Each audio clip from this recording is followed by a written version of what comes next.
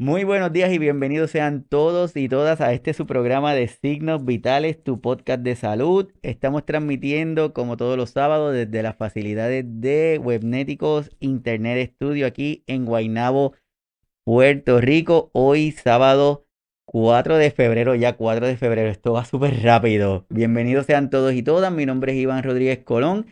Y estamos aquí para discutir un nuevo tema desde su programa Signos Vitales, que saben que tenemos la intención de discutir temas que de una manera sencilla, honesta, tranquila, pero que sean importantes, que sean de relevancia, temas que a veces pudiéramos hasta pensar que no tiene que ver con nuestros cuidadores, nuestras cuidadoras o con el desempeño de nuestros adultos mayores, pero que sabemos que sí. Y hoy vamos a estar hablando de este tema que es sumamente importante, que es la violencia de género. Vamos a estar hablando de ello y para eso tenemos la invitada de lujo, una invitada que definitivamente nos da el honor y el privilegio que está con nosotros y es nuestra primera invitada aquí presencial desde hace muchísimo tiempo. Así que estén todos pendientes porque esto apenas comienza.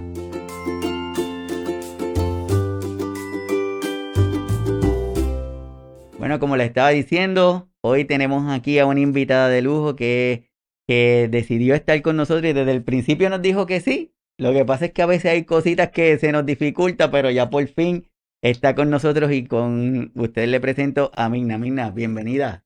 Saludos, Iván, y a los que nos escuchan en las redes sociales.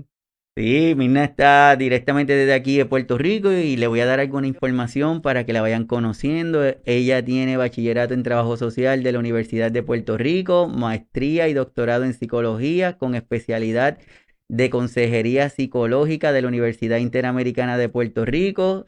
Los últimos 13 años se desempeña como profesora universitaria, lideró la investigación Consulta Juvenil Comunitaria para la Fundación Chana y Samuel Levis. Tiene múltiples publicaciones sobre los temas de impacto de la colonialidad en la salud mental del pueblo puertorriqueño, brecha digital, comunidades LGBTIQ y consejera psicológica, entre otras publicaciones en revistas de salud y de política. Es la pasada presidenta de la Asociación de Psicología de Puerto Rico en el año 2022. Es socia de la Sociedad Interamericana de Psicología, la Asociación Americana de Psicología y la Asociación Caribeña de Evaluación e Investigación. Se desempeña como directora del programa graduado de la Consejería Psicológica de la Universidad Albizu del Recinto de San Juan y el Centro Universitario de Mayagüez.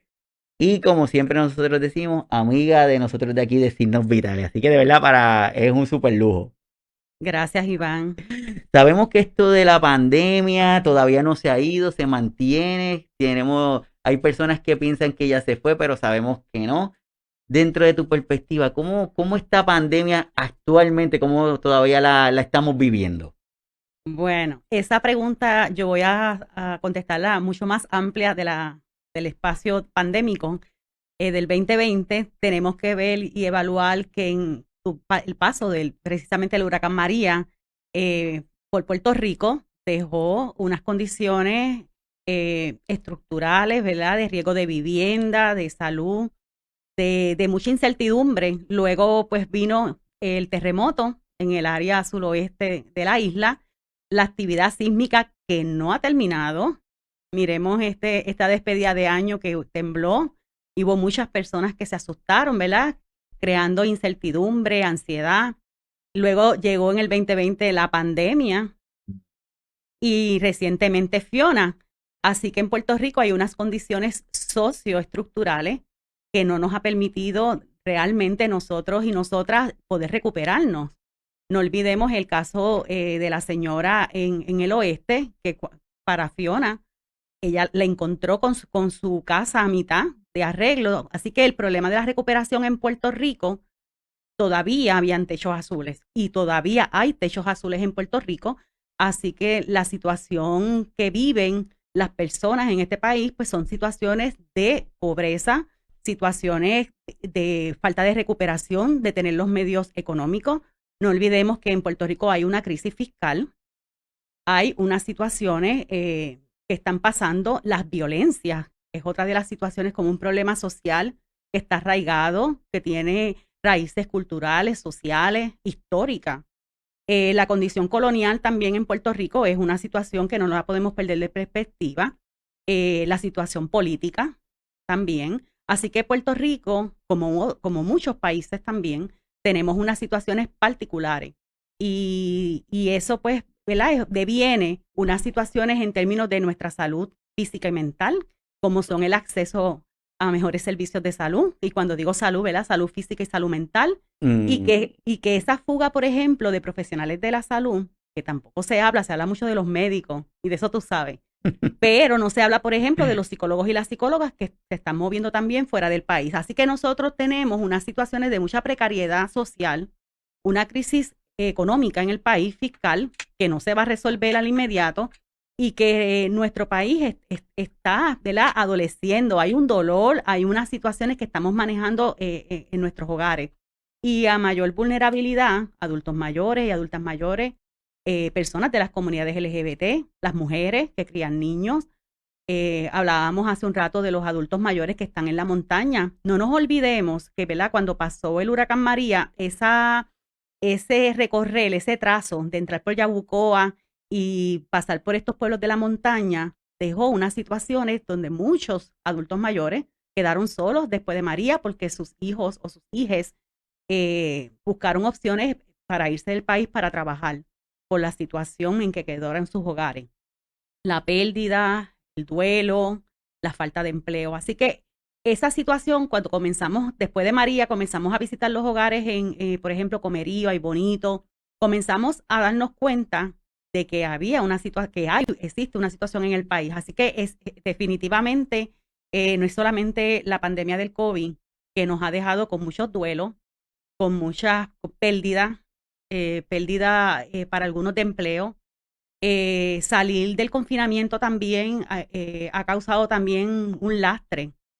Cómo nosotros y nosotras volvemos entonces a reorganizar nuestras relaciones interpersonales, cómo volvemos a integrarnos al asunto del trabajo en nuestro campo, que es la salud. Pues la telesalud llegó para quedarse como un medio de acceso a esos servicios de salud. Así que la pandemia nos trastocó, nos estrujó y aquí estamos en recuperación. Así es como tú dices, la pandemia demostró muchas cosas y también le dio visibilidad a muchas cosas que pensábamos que no estaban pasando. Y sí, y una de las cosas, como cuando estabas hablando, Mignam, es como que una pandemia dentro de pandemias. Pero esas otras pandemias no las mirábamos, sabía que estaba ahí, pero que pues no estaban. Y dentro de eso, al principio, ¿te acuerdas que decían, sí, es importante el distanciamiento social? Y de momento empezaron, no, el distanciamiento físico. Y de momento, no, distanciamiento físico no, distanciamiento social, distanciamiento físico. Y empezaron a hablar, comunidades de psicólogos y de psicólogas empezaron a hablar, a tener la preocupación de eso que nosotros vamos a estar hablando hoy, que era de la violencia. Porque empezaron a levantar banderas, quizás algunos de nosotros no nos llamaba tanta la atención porque no lo manejábamos directamente, pero muchos de los psicólogos y psicólogas empezaron a levantar bandera y decían, ¿y qué va a pasar ahora con la gente que está en la casa, que ya no pueden salir, con las parejas que eran conflictivas y que todavía están en la casa? Entonces, ¿qué es violencia? Si vamos a empezar a afinar un poquito esto de definiciones, esa violencia, ¿cómo la podemos definir? Bueno, la violencia se define como ese acto o situación, como tú mencionas, donde la seguridad de otros está en riesgo, su seguridad, su protección social, individual, mental. Así que hay muchos tipos de violencias, ¿verdad? Hablamos a veces de violencia en singular, pero me gusta apalabrarlo desde las violencias, porque no solamente es la violencia de género, son las violencias en el maltrato de menores, en el escenario laboral, cuando hablamos de acoso y hostigamiento sexual. Hay muchos matices de la violencia. El acoso callejero también es un tipo de violencia que sufren particularmente las mujeres y los cuerpos feminizados. Así que es cuando la seguridad de una persona está en algún, ¿verdad?, tiene un nivel de compromiso, se compromete esa seguridad física y mental. Así que sí, cuando comenzó el tema del confinamiento, muchos profesionales de la salud comenzamos a preocuparnos porque las víctimas de violencia de género particularmente tenían unos espacios de respiro porque entonces podían salir, iban a la escuela, hablaban, tenían una interacción en los medios sociales, en su iglesia, en el parque, se llevaban ver a los hijos a jugar. Habían unos espacios donde las mujeres podían buscar ayuda o se podían mover. Pero el estar en el confinamiento, estabas allí con la persona agresora viviendo en la casa. Así que las tensiones en ese hogar para esa persona que es o víctima de violencia de género se tornó bastante crítico. Vimos cómo los casos aumentaron y comenzamos entonces a problematizar que había una situación con el confinamiento. Y otros asuntos que vimos también que tienen que ver, ¿verdad?, con la crisis alimentaria, que muchos niños y niñas fueron una de las cosas que el confinamiento también nos habló, y es en relación a la crisis alimentaria de nuestra niñez. Y eso también lo vimos y fue un tema que, ¿verdad?, público, de mucho interés en relación a la falta de alimentos de nuestros niños en sus hogares y que también se problematizó. Pues así que estamos compartiendo este tipo de información porque yo creo que es para poder saber y para poder entender de qué estamos hablando, tenemos que definir los términos para poder saber y para poder estar todos como que sintonizados. Y estamos hablando también de género. ¿Qué es el género entonces? Porque tenemos la violencia, que sabemos que hay diferentes tipos de violencia, como estábamos compartiendo con las personas, que algunos de los tipos de violencia, como dice Mirna, que estamos la física, la psicológica, la sexual, la económica, que va contra la mujer, va contra género, va contra la comunidad, contra escuela. O sea, hay muchos tipos de este tipo de violencia, pero dentro de la definición también, ¿qué sería entonces género? Porque quizás podemos creer que sabemos lo que significa, pero Esa, que esa pregunta es bien importante porque aprendimos que género es lo que nos define de ser hombre o mujer por el sexo, ¿verdad? Por la biología. Y género se cualifica por aquellas características o cualidades que desempeñamos o que se esperan de los hombres y las mujeres. Hasta para tomar la decisión de que vamos a estudiar, se pensaba hace muchos años que las mujeres estamos en roles, ejercíamos roles de enfermeras, de cuidadoras, de maestras, de trabajadoras sociales, y que los hombres estaban más aptos para poder estudiar ingeniería, por ejemplo, abogacía. Así que es un ejemplo, ¿verdad? Para poder decir que se espera, ¿verdad?, de nosotros y nosotras, de acuerdo a nuestro género, de ser, ¿verdad?, sexo femenino, sexo masculino, unas tareas esperadas que nos describen y nos construyen, y de ahí salen nuestras creencias, nuestras actitudes, nuestro comportamiento, si somos hombres o mujeres. Pero hay que mirar que esa perspectiva, ¿verdad?, el sexo biológico versus la construcción social de lo que es el género, también hay una diversidad, ¿verdad? Y que también nos construye. No es lo mismo decir, ¿verdad? Las mujeres negras, las mujeres blancas, hay unas diferencias y hay unas interseccionalidades y que tenemos que mirar entonces y considerar lo que es el género, la edad, la educación, la clase social, y eso va a determinar si tenemos unas ventajas o desventajas en la sociedad. También la mirada de hombre y mujer es binaria, es decir, mirar esa perspectiva es decir que existen los hombres y las mujeres y invisibiliza lo que son, por ejemplo, las personas trans, las personas feminizadas y andrógenas. Hay un sinnúmero, ¿verdad?, de diversidades de personas, de cómo las personas asumen su identidad de género. Así que es importante distinguir el sexo biológico y nuestro género que nos construye. así es, y voy a compartir una definición de lo que tenemos, como está diciendo Mirna, y la voy a leer para los que van a estar luego escuchando el episodio por las plataformas de los podcasts, que tenemos que el sexo son las características biológicas y fisiológicas que definen al hombre y a la mujer, y el género son los atributos sociales y oportunidades asociadas a ser hombre o a ser mujer. Por eso es que hasta podemos pensar, cuando pensamos en secretaria, No tenemos, no tenemos el adiestramiento para expresar que puede haber un secretario. No, eso es, no. Y cuando hablamos de ingeniero, ¿verdad? Y entonces, así que se trata entonces de cómo nosotros vemos que esos discursos nos construyen, ¿verdad? Por ahí se dice, por ejemplo, que los hombres y las mujeres somos iguales, pero ¿de qué hombres y mujeres estamos hablando que somos iguales? También está el discurso de las diferencias y también el discurso, ¿verdad?, del poder y control en relación a que ambas, ¿verdad?, sexo femenino o sexo masculino o los géneros, hay diferencia y existen unas relaciones de poder de unos contra otros y no es lo mismo. Estamos hablando de situaciones de privilegio donde han estado particularmente históricamente los hombres, ¿verdad? No todos los hombres, ¿verdad? Empezar el hombre blanco, eurocentrista, y miremos, por ejemplo, los procesos de colonización en América Latina y el Caribe, pues podemos dar cuenta de los procesos de esclavitud, hombres negros traídos de África, y cómo entonces esa jerarquización del trabajo, por ejemplo, quienes tenían el capital y quienes hacían el ejercicio del trabajo duro. Así que esa perspectiva y jerarquización, pues hay que ponerla en perspectiva, ¿verdad? De cómo históricamente y generacionalmente nos hemos ido desarrollando. Y no es lo mismo. No es lo mismo. Ahí estamos hablando de temas, ¿verdad? De raza, etnicidad, y obviamente género y entre otras variables. Así que es importante que también las tengamos en cuenta. Es importante tenerlo en cuenta y como esta primera parte la estamos dedicando a definir esas palabras, esos términos para poder entenderlos bien. Y también ahí se escucha mucho lo que es igualdad, equidad de nuestras comunidades, de los grupos de personas que estamos viendo. Y entonces hay estos tipos de terminología, que es la desigualdad, la igualdad, equidad y justicia. Yo creo que este ejemplo está bastante chévere como que para poderlo entender. ¿Tú cómo nos lo explicas? El término de desigualdad, acceso diferente a las oportunidades, sabemos que no todos los géneros, no voy a referirme ni a hombre ni a mujer, ¿verdad? Los géneros no tienen las mismas oportunidades, así que hay unas situaciones de desigualdad.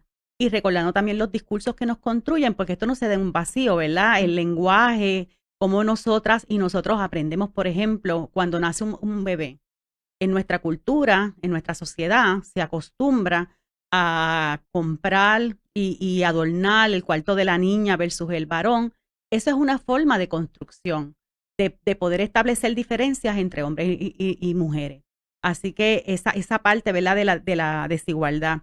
La igualdad, pregunta ahí, ¿verdad?, herramientas y asistencia distribuidas uniformemente, pues no siempre esa igualdad ¿verdad?, en el quehacer cotidiano, los hombres y las mujeres las tenemos, por ejemplo, particularmente las mujeres.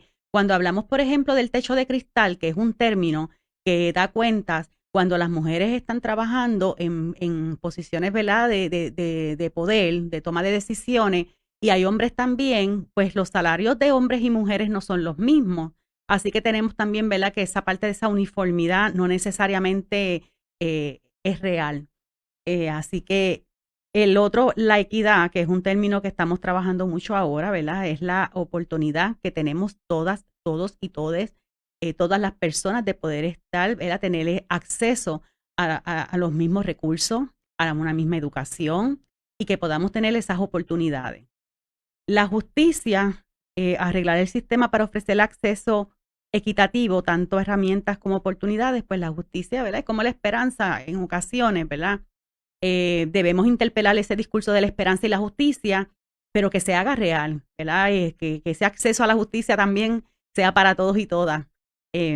Así que son conceptos muy importantes para trabajar nuestros valores como sociedad y para poder apalabrarlo, pero es accionarlo, ¿verdad? Porque apalabrarlo, entenderlo, comprenderlo, pues es importante, pero también es como lo accionamos.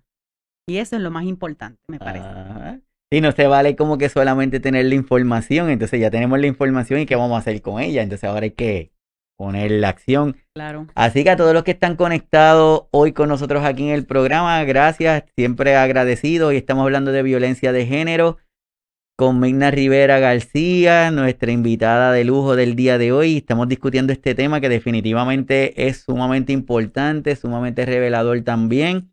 Y vamos a ir descubriendo cosas porque podemos pensar que una actitud, una acción no significa nada, pero cuando lo vamos viendo con muchas cositas unidas, podemos decir, espérate, esta es una banderita, tengo que estar pendiente. Así que vamos entrando en el tema entonces. Ya definimos lo que es violencia, lo que es género, equidad y otras terminologías. Entonces podemos estar diciendo qué es la violencia de género entonces cuando tomamos estos dos términos, estas dos palabras que son gigantescas, las unimos, violencia de género. ¿A qué nos referimos? ¿Cómo lo podemos identificar? Pues mira, es la violencia que se genera en una relación de pareja o en una relación, ¿verdad? Que ya no, que en el noviazgo, que también tenemos que reconocer que en el noviazgo hay violencia, pero este tipo de violencia que tiene un impacto, ¿verdad? En la parte económica, en la parte social, en la parte emocional de las personas que la padecen. Como hablabas ahorita y hablábamos de la rueda de control, de poder y control, ahí podemos ver ¿verdad? Identificar varios tipos de violencias, no solamente la física, no solamente la sexual, la explotación, sino también la emocional, ¿verdad? La psicológica, que tiene un gran impacto en las personas. El aislamiento, vemos que también muchas parejas acuden a controlar el espacio de la víctima, de que no salga, controlan quiénes son tus amigos, cuándo te vas a relacionar con tus familiares. Y estos agresores suelen proyectarse como personas afables, personas abiertas, personas consideradas, personas empáticas, pero existe un aislamiento por parte de la víctima a relacionarse, a desarrollarse, a trabajar. La llaman 2 o 3 veces en el día, ¿qué estás haciendo? Ese tipo de cosas que esa rueda de poder y control, ¿verdad? Nos expresa. También el control de las finanzas de la pareja, de la víctima, también es una ¿verdad? De esas características. El control del dinero cuando ellas están trabajando, o disponer de los ingresos del hogar cuando los ingresos del hogar son para todos y todas en la familia. Amenaza, ¿verdad? La coerción y amenazarla, si hace esto, hace lo otro, intimidarla. Y vamos mirando también, ¿verdad? Minimizarla, echarle la culpa, eh, trabajar y con esa autoestima, ¿verdad? De esa mujer, manipularla a través de los niños, no los vas a ver, eh, etcétera. Y el abuso emocional, ¿verdad? Que es uno de los más excelentes que está ahí. Así que nosotros vemos que existe esa relación de privilegio masculino que está presente y que controla, ¿verdad? Esa relación de pareja. Así que vemos en las situaciones de violencia de género que no solamente es la acción de un agresor, sino que hay una complejidad en términos económicos, en términos sociales, la falta de apoyo de la víctima para poder buscar ayuda. Y a veces también el sistema, ¿verdad? A veces el sistema, el buscar ayuda para algunas mujeres en este país ha sido la muerte. Como nosotros desde la parte del Estado, ¿verdad? Y de las organizaciones que trabajamos, podemos salvaguardar la vida de las mujeres. Por eso es que hablamos siempre de tener, ¿verdad? De unas estrategias que le enseñamos a las mujeres para poder protegerse. Y esas estrategias no siempre estamos educadas para implementarlas y proteger a nuestros hijos, hijas y a nosotras mismas. Así como tú dices, y por eso es que muchas veces lo describen como si fuera como una telaraña, porque también es finita y puede ser que se vea hasta bien. No, es que se preocupa por mí, es que Mm, quiere saber en dónde estoy, es que me llama varias veces al día, porque es que quiere saber que todo está bien. Entonces lo podemos ver bien, está chévere. claro. Y entonces son bien finitos, pero cuando pasa ese límite, cuando se empieza como que a hacer más compleja la cosa, la situación está cómo lo podemos identificar y la Organización Panamericana de la Salud tiene unos cuantos datos que los voy a compartir. Uno de ellos dice que la violencia contra la mujer, especialmente la ejercida por su pareja y la violencia sexual, constituye un grave problema de salud pública y una violación de los derechos humanos a las mujeres. La violencia puede afectar negativamente la salud física, mental, sexual, reproductiva de las mujeres. Y yo creo que ese aspecto es sumamente importante que siempre se esté señalando, porque empieza a decirnos que especialmente ejercida por su pareja, pero en nuestras sociedades, como tú decías, vemos como que unos niveles, el hombre, la mujer, algunas indicaciones que se dan, pero en qué momento eso se convierte o o cómo podemos identificarlo como una alarma, algo rojo, algo que nos llame más la atención? Bueno, desde el principio, si usted está en una relación de noviazgo y usted comienza a ver indicadores de control y usted comienza a ver por situaciones que no existe riesgo ni existe ninguna situación de por qué nos vamos a enojar, si la persona te alza la mano, te empuja, la persona te trata mal desde el noviazgo, para las personas eso tiene que ser una alarma. Ese es el primer paso. ¿Verdad? Ya viviendo en una relación de pareja, pues sigue siendo ese mismo criterio. Usted tiene que estar pendiente, ¿verdad? Vivimos en una sociedad sumamente violenta y los superfugios y la forma en que los agresores se comportan, pues lo hacen a veces, no siempre es así como yo estoy describiendo. Otras veces, Iván, es la víctima no se da cuenta de eso. Porque entonces ese control, por ejemplo, pues no, hoy no vas a ver a tu mamá, la vas a ver conmigo, el sueldo que tú ganas este es el dinero de la casa, lo voy a distribuir de esta forma. Todos esos son sutiles, estamos hablando de sutileza. Por eso es tan importante la educación, ¿verdad? Con perspectiva de género y que estos temas sobre la equidad y estos temas los trabajemos desde bien temprano, ¿verdad? En nuestras primeras etapas de desarrollo. De manera que nosotros cuando seamos adultos podamos tener unos espacios saludables, de relaciones saludables. Hay muchos factores para la violencia, ¿verdad? El uso de sustancias, por ejemplo, y uso de alcohol pueden ser también detonantes para estas situaciones. Las consecuencias que tiene la violencia de género para la salud de las víctimas y menores en el hogar es terrible, como situaciones de trauma, y situaciones donde la autoestima, la valía de esta mujer para volver a emprender lo puede hacer, pero se limita, ¿verdad? Es parte de esa dinámica de la violencia de género. Así Porque que, es que lo relacionan mucho esto de la violencia, le hacen como el simbolismo del iceberg, porque es como que lo relacionan. porque debajo ustedes conocemos que el iceberg, ¿verdad? La parte de arriba es lo que tú puedes ver como, ¿verdad? Las actitudes, los comportamientos y situaciones observables, ¿verdad? Pero cuando tú miras debajo de eso, pueden haber unas situaciones, y de hecho, ¿verdad? Partimos de una complejidad para entender las relaciones humanas y poder entender los temas de violencia, ¿verdad? Y cómo se entretejen en el tejido social. Porque estamos hablando de que cuando las personas, si tienen la concepción de que se casaron para toda la vida y que la concepción, ¿verdad? De que este es el proveedor de la casa y yo soy la ama de casa, esas concepciones, ¿verdad? Que aprendieron nuestros padres y tal vez nuestros abuelos, yo pienso y creo que esto ha ido cambiando y quiero entender que está cambiando. Pero esas concepciones que nosotros se ha generado de vivir en una sociedad patriarcal, de que la mujer sirve, que es sumisa, esos constructos que hemos aprendido socialmente hablando, pues se dan en la cotidianidad de las personas. Así que por eso es que es tan complejo. Así que en ese iceberg tú por encima puedes observar ciertas cosas, pero cuando tú miras hacia abajo, ¿verdad? Hacia la parte que queda en el agua, hay un sinnúmero de situaciones. Así que esa es la descripción del iceberg, que no todo se observa y que a veces las personas traen situaciones, ¿verdad? De su niñez, traen también trauma, uso de alcohol y droga, experiencias de violencia que se llevan también a cabo y ¿verdad?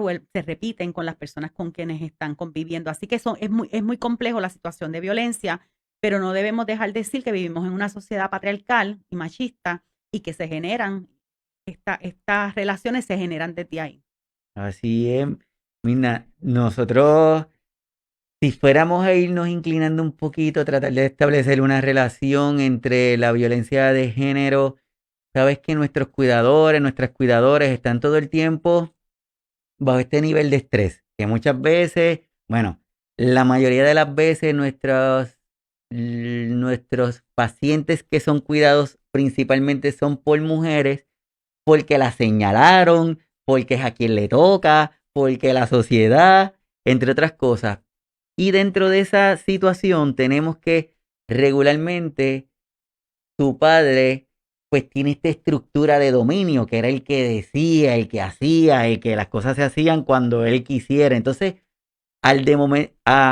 verse en esta situación de dependencia, se crean unas dinámicas en donde la persona no lo quiere hacer porque si Mirna es mi hija, porque yo tengo que hacer lo que ella me dice.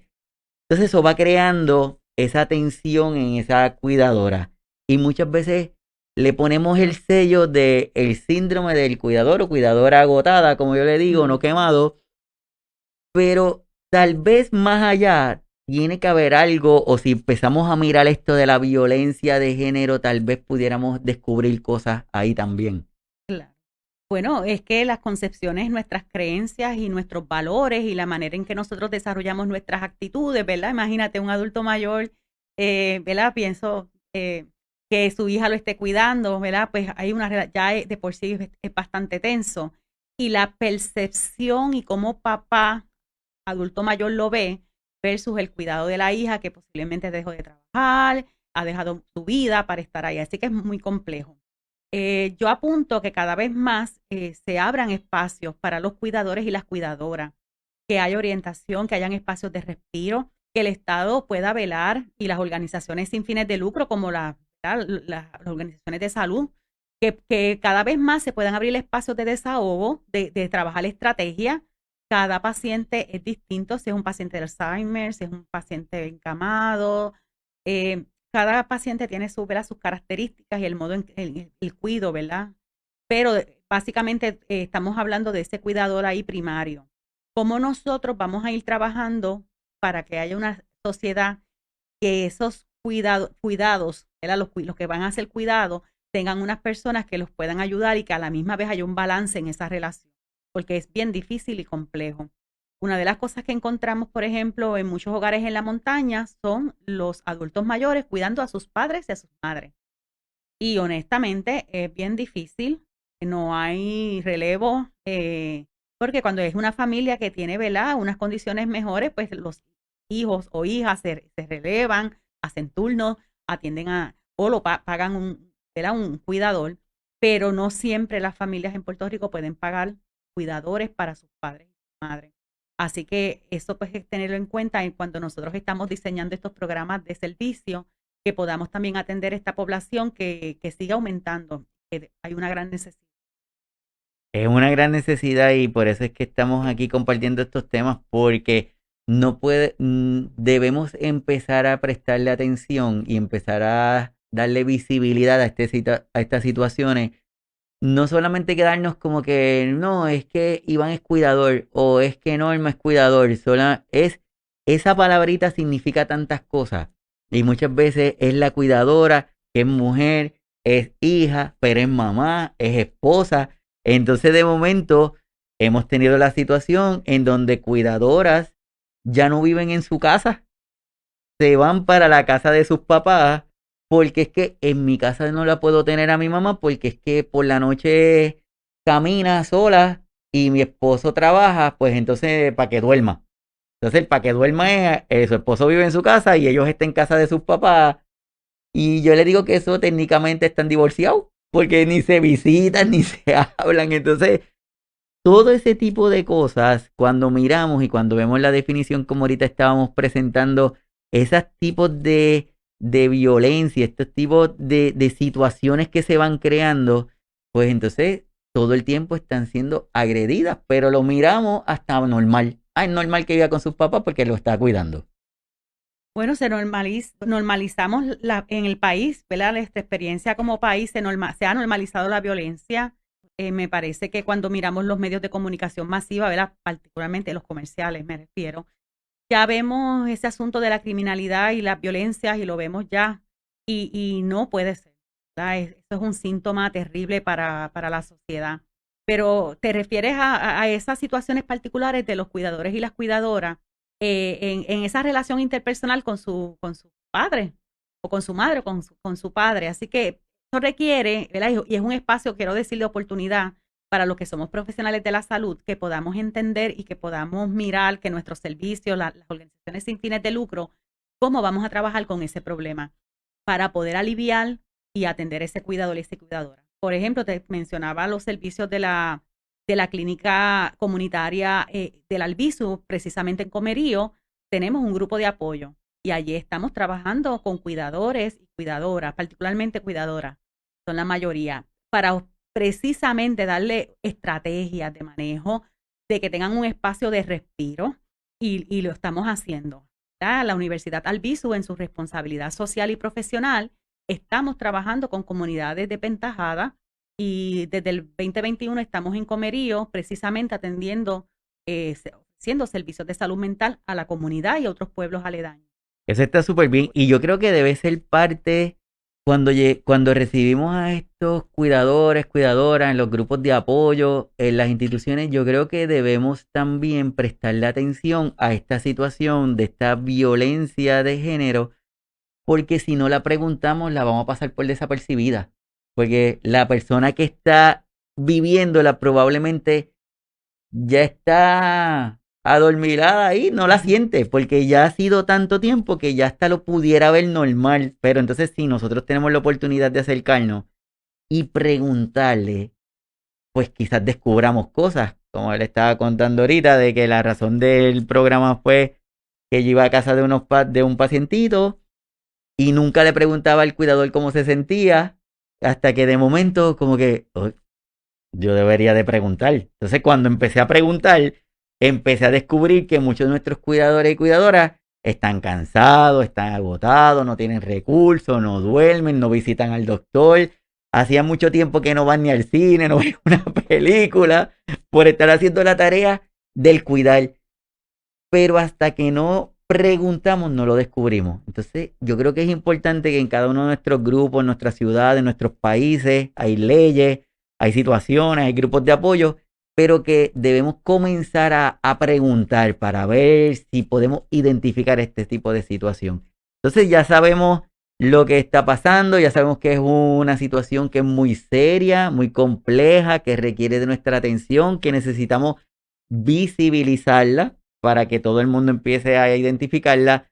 Entonces la pregunta sería, ¿qué podemos hacer? ¿Cuáles son los pasos? Mira, en Puerto Rico, ¿verdad? Han habido muchos proyectos. Puerto Rico tiene un caudal de gente brillante para trabajar con temas, ¿verdad? Con problemas sociales. Están la academia, ¿verdad? Donde se genera conocimiento. Están los recursos para poder trabajar con las comunidades. Así que identificar el problema, ¿verdad? Poderlo definir, poderlo problematizar, cuáles son esos elementos y cuáles son esas situaciones alrededor de ese problema social, eso lo hacemos muy bien y es el primer paso. Identificar los factores, ¿verdad?, que están alrededor del problema en sí, si es la violencia de género, pues también cuáles son los factores que inciden y cómo lo vamos a abordar. En tercer lugar, poder desarrollar o probar cuáles son esas estrategias, ¿verdad?, basadas en evidencia, que hay mucho sobre eso. Asegurar también, poder asegurarnos y adoptar aquellas que han funcionado, poderlas duplicar. Y eso en Puerto Rico, lamentablemente, la política de cada 4 años, las políticas públicas, ¿verdad?, y sociales, lamentablemente cada 4 años cambian y no necesariamente se les cambia hasta el nombre de los proyectos, pasan muchas cosas en Puerto Rico y es lamentable. Pero hay un recurso importante en Puerto Rico y es el tercer sector, que está haciendo el trabajo que el Estado no hace. Así que es importante mirar esas iniciativas que funcionan en el país para, ¿verdad?, trabajar temas en contra de la agresión sexual, de la violencia de género, de poder ver cuáles son esos proyectos antirracistas que son importantes para integrarlos a nuestros currículos en el Departamento de Educación, por ejemplo, porque las estrategias tienen que ser muchas, múltiples, de diversos sectores, no solamente el Estado, sino las organizaciones, ¿verdad? Y el Estado tiene una responsabilidad de garantizar los derechos para todas las personas y trabajar con estos problemas. Así que yo te diría que uno de los asuntos para poder atender es mirar esos proyectos y poderlos duplicar, atenderlos y mirar cómo lo podemos hacer. Por ejemplo, en Loíza, Taller Salud, es un proyecto comunitario que trabaja con la violencia de género, la prevención de la violencia, de trabajar con lo que son los derechos sexuales y los derechos reproductivos de las mujeres y las niñas, que se habla de lo que es la equidad y la perspectiva de género. Tienes a Coordinadora Paz para la Mujer, que ha generado un sinnúmero de recursos para poderlos integrar en nuestras salas de clase, pero también para una persona que quiere saber más sobre la violencia de género. Así que de esa manera nosotros vamos a ir integrando, mirando como sociedad que podemos integrar. A nivel internacional, lo que son la Agenda 2030 de los objetivos, se me escapa ahora, de desarrollo sostenible, también establece, ¿verdad? Una mirada para trabajar con la pobreza en los países. Obviamente esa Agenda 2030 y esos 17 objetivos hay que poderlos operacionalizar para cada país. Pero trabajar con el tema de la igualdad de género, ¿verdad? Que es uno de los objetivos. Erradicar la pobreza, que es el primero. ¿Cómo nosotros podemos trabajar con esa perspectiva de derechos humanos y de salud pública? Porque nosotros tenemos que atender el problema de la violencia de género desde esa perspectiva de derechos humanos y que es un problema de salud pública. Así que nuestros programas, nuestros proyectos tienen que ir con una multiplicidad de recursos, de miradas, de profesionales de la salud, de educadores y educadoras, de sociólogos y sociólogas. Y necesitamos trabajarlo de manera intencionada y coordinada. Los proyectos no pueden tener en Puerto Rico un inicio y un final. Por ejemplo, la iniciativa del Comité PARE, y lo he dicho en otros foros, me pareció que cuando ocurrió, ¿verdad? El gobierno estableció este Comité PARE para trabajar con la violencia de género, que ahora ya se cerró, ¿verdad? Termina el 30 de junio, termina ya los trabajos de cierre.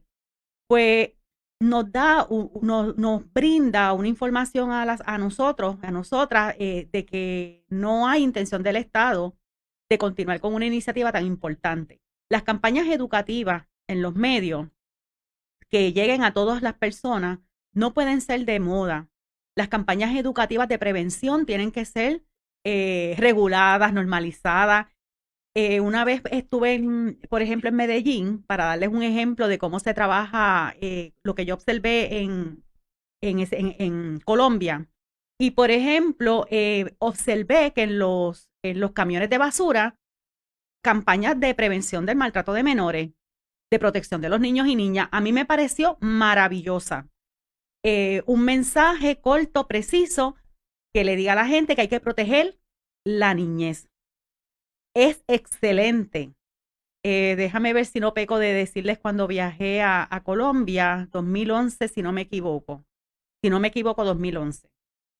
Así que lo que les quiero decir es que necesitamos en Puerto Rico campañas que nos estén recordando cuál es el papel esperado de nosotros y nosotras, que es proteger la niñez, que es poder nosotros mismos promocionar lo que son conductas saludables, ser asertivos y asertivas, que podamos desarrollar destrezas sociales y emocionales, de cómo nos comunicamos con los demás, que podamos tomar decisiones responsables, pero para tomar decisiones responsables necesitamos tener la educación y tener, ¿verdad?, esos procesos de socialización dirigidos a eso, que nosotros podamos autorregular nuestras emociones, por ejemplo, y que yo no tenga que sacar un palo o una mano para yo resolver un problema, porque es que así lo aprendí en mi casa.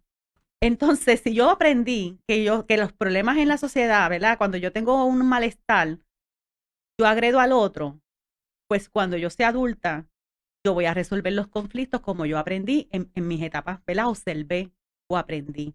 Eso no quiere decir que todos los agresores, ¿verdad?, están determinados, pero sí está, ¿verdad? Los estudiosos, ¿verdad?, de la conducta humana, sabemos que esos aprendizajes se arraigan a la forma en que las personas nos conducimos y están ahí. Así que hay muchas formas de, ¿verdad, Iván?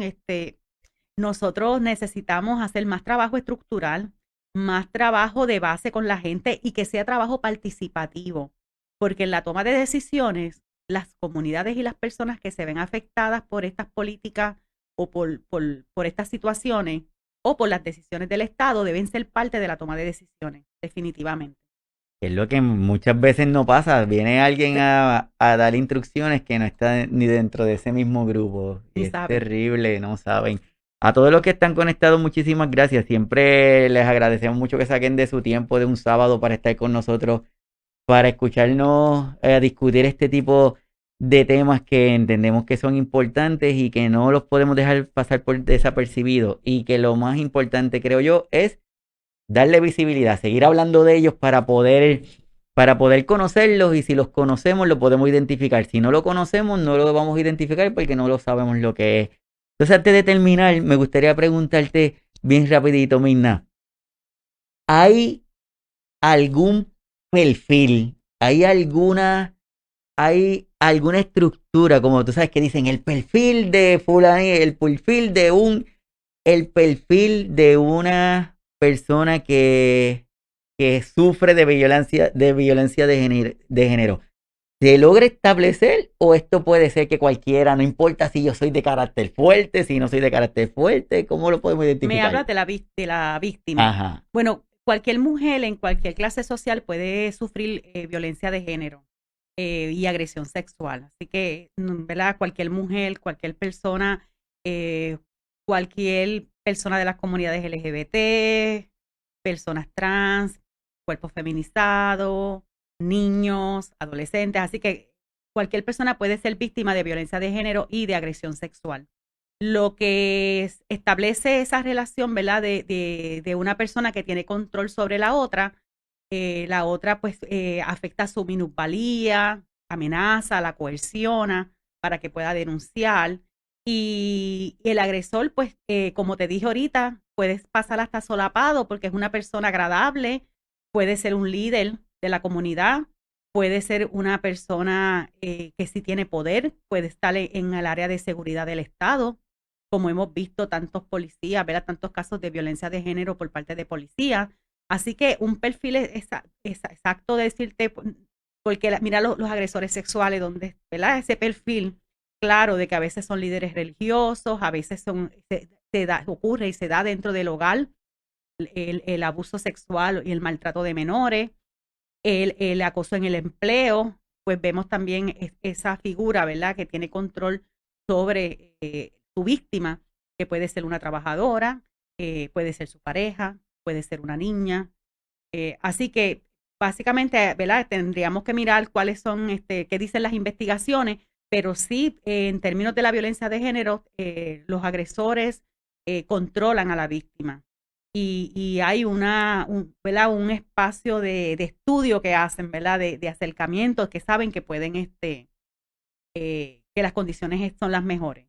En ocasiones, trabajan con la víctima, humillándola y trabajando esa valía personal, que también entonces propicia esas condiciones, pero las fueron trabajando ellos. Así que no busquemos un perfil, no pensemos porque no, es que Juanita tiene un carácter fuerte, a ella nunca le va a pasar eso. No lo miren así. Si empezamos a buscar y muchas veces las personas que están maltratadas, las personas que están sufriendo de este tipo de maltrato son personas que las vemos fuertes, que las vemos como que podemos pensar que nunca le va a pasar. Así que no busquemos eso. Cada uno de nosotros estemos alerta, leamos, busquemos información por el internet de fuentes confiables. Identifiquemos y conozcamos lo que es esto de lo de la violencia de género para poderlo identificar. Entonces el tiempo va bien rápido. Este es un tema que es bien grandote, pero lo bueno es que esperamos volverte a tener para seguir hablando de otros temas que probablemente surgen desde este mismo tema. A modo de resumen, ¿qué le podemos decir a las personas que van a estar escuchando el episodio?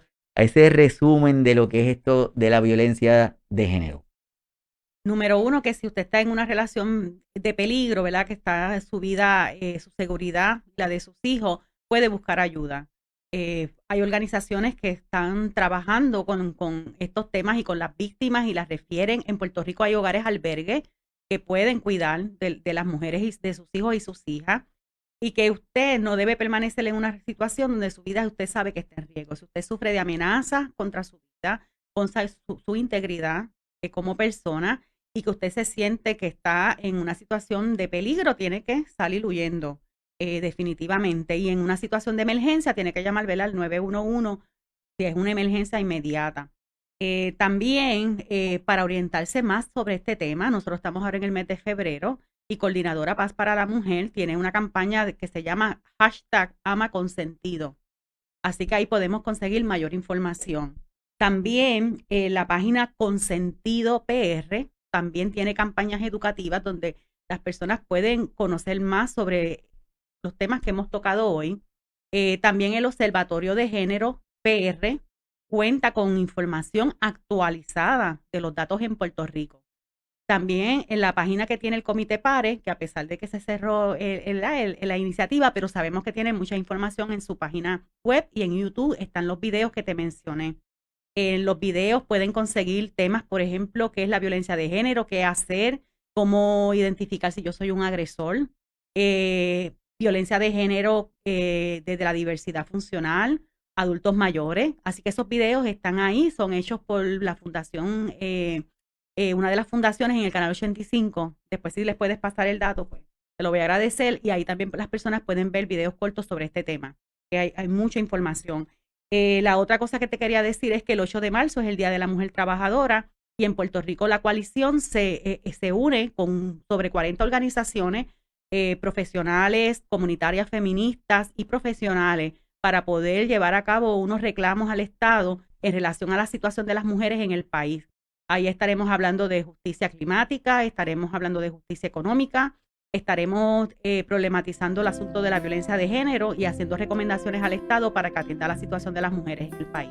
No, pues perfecto, súper agradecido contigo por haber sacado de tu tiempo estar aquí con nosotros. Nuestra misión es seguir hablando de estos temas, nuestra misión es poder poner nuestro granito de arena para que tanto las comunidades de todas las personas que cada vez estén mejor. Esto se puede replicar en cada uno de nuestros países, en Argentina, en Colombia, en Ecuador, en Puerto Rico, Estados Unidos, no importa dónde estemos, busque información, siempre va a haber algún grupo, siempre va a haber alguna forma en donde usted puede expresarse. Y mire, para poder establecer o para poder activar cualquier proceso, para poder activar cualquiera de las formas de ayudarle, usted tiene que alzar la mano y usted tiene que solicitar la ayuda. Si no solicita la ayuda, no lo vamos a saber. Si usted siente que está haciendo o que pudiera estar pasando por alguna situación de violencia, pregunte, busque, oriéntese, porque como estaba diciendo Migna ahorita, esto es algo sutil, es algo sencillo, que coge mi teléfono, que cuando voy a salir dice que va conmigo, que no me deja salir para ningún sitio. Entonces, es algo que puede ser muy sutil. Si usted tiene, aunque sea la sospecha, busque ayuda. Si nosotros estamos desde la distancia y vemos que una persona pudiera estar pasando por una situación así, tenemos la información, busquemos la ayuda, busquemos la información o preguntemos, ¿verdad? Lo importante es como que no dejarlo por desapercibido y hacer como los monitos que estaban ciegos, sordos y mudos y no veían ni no decían nada. Pues nuestra acción es que tomamos acción para que cada una de nuestras comunidades sea mejor. ¿Dónde te pueden encontrar, Migna? Bueno, en la Universidad Albizu, el 787-725-6500, extensión 1112, o en el correo electrónico psicóloga.mignarivera@gmail.com. Allá las órdenes. Súper, perfecto. Así que recordando que estamos en las diferentes plataformas, en los canales de los podcasts, en Spotify, en Amazon Music, en Apple. Estamos en el canal de YouTube para que se suscriban. A cada uno de los que se conectaron, muchísimas gracias. Nos estamos viendo el próximo sábado con otro tema súper interesante. Ya hablamos de risoterapia, tenemos el tema de violencia contigo y el próximo sábado vamos a hablar sobre la importancia de establecer límites, que es importante hablamos también del amor propio, de cuidarnos, que fue el anterior. O sea que cómo estos temas integrados van a hacer que nosotros tengamos un mejor día, que tengamos una mejor salud, tanto física como mental, que es lo que tenemos que reforzar ahora. Así que nos vemos el próximo sábado. Muchas gracias y hasta pronto. Bye.